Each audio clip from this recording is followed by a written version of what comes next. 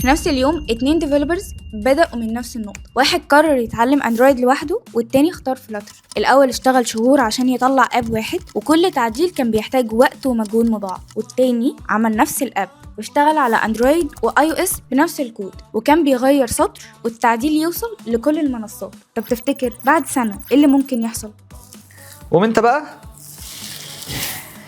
بعد سنة هتلاقي التاني بقى مطلوب في السوق، سواء فريلانسر او فول تايم، لان الشركات عايزه حل سريع ومرن وبيوفر كل حاجه. وده لان الفلاتر مش مجرد فريم ورك، ده طريقه تفكير مختلفه في بناء التطبيقات. دبلومه فلاتر مش بس هتعلمك تكتب كود، دي هتعلمك ازاي تبني موبايل ابس حقيقيه، تفهم الاي بي اي والستيت مانجمنت واليو اي، وتطلع اب جاهز للسوق مش مجرد مشروع تعليمي. والقيمه هنا انك هتتعلم سكيل واحده هتفتح لك اكتر من مجال وهتخليك ديفلوبر بيشتغل بذكاء مش مجهود مضاعف. فلو عايز تعرف اكتر عن الدبلومه ابعت لنا دلوقتي وهنبعت لك كل التفاصيل.